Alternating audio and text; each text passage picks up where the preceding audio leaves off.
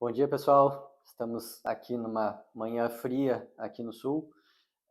Hoje falando com o Lucas Isaia, assessor da equipe da Unidade de Santa Maria, da Investimentos, para falar sobre um tema bastante relevante que foi a participação recentemente na Expert, que é simplesmente o maior evento de investimentos do mundo. O Isaí esteve presente lá em São Paulo e aí pôde interagir então com os principais players do mercado, entre gestoras, securitizadoras, bancos e assim por diante. E nessas interações a gente consegue ter um consenso de mercado em relação aos diferentes temas, às diferentes classes de investimentos.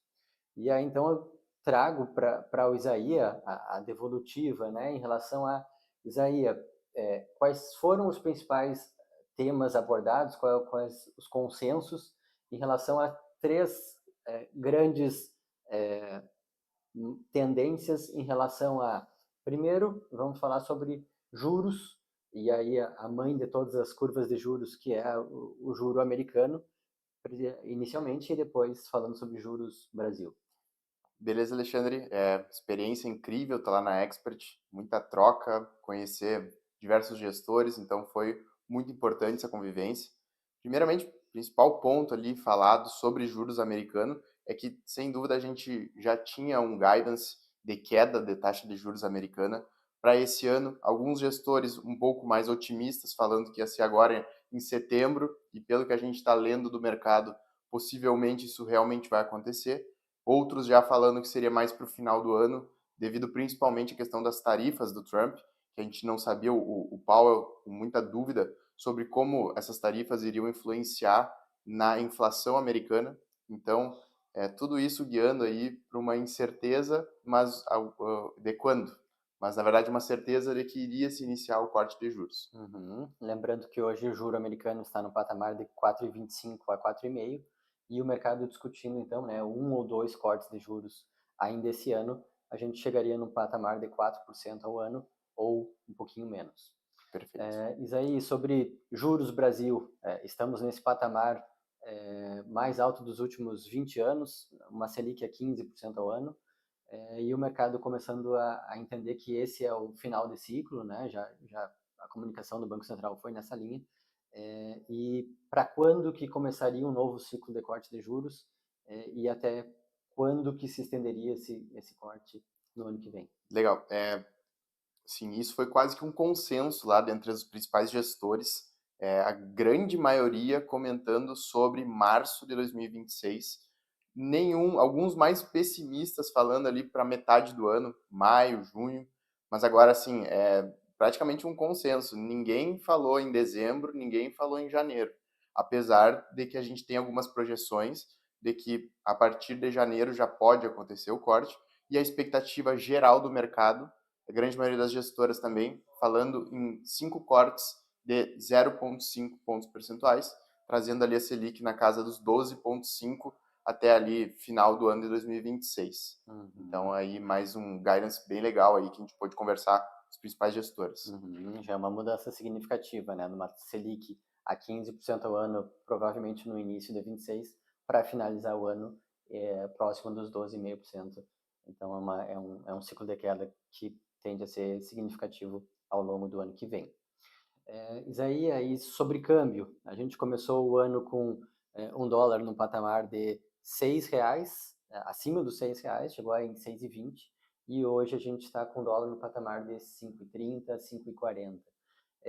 O que se discute no mercado sobre isso? A balança comercial, por um lado, positiva, mas agora com um impacto recente das tarifas dos Estados Unidos. Então, para onde que tende aí esse dólar? Legal, né? Acho que é a pergunta que todo mundo quer, né? Para onde que vai o dólar? Vai subir? Vai cair? Principais gestores também muito em cima do muro. Difícil dizer se vai subir, se vai cair. A gente tem essa questão principal das tarifas do Trump. Então, se realmente se concretizar isso, acaba trazendo uma pressão inflacionária lá para os Estados Unidos. Essa pressão inflacionária pode ocasionar aí da queda de juros acabar não acontecendo, e isso acaba aí trazendo força para o dólar com o juro mais alto. mas ao mesmo tempo as incertezas do mercado norte-americano trazem aí que o dólar pode cair, como tem acontecido este ano. A gente não viu uma valorização do real, e sim uma queda do dólar. Então a grande questão é que o dólar a gente tem aí uma expectativa da casa dos 5,30 para esse próximo final de ano, né? E realmente ano que vem a própria Boletim Focus traz ali o dólar mais baixo também, 5,40, se não me engano exatamente, mas as gestoras não trouxeram exatamente para que lado que deve ir. A principal questão é o que? A bolsa americana se mostra um pouco cara, renda fixa americana ainda se mostra atrativa, mas em questão de câmbio mesmo é muito difícil a gente dizer para que lado que vai. O importante é estar exposto ao ativo, né?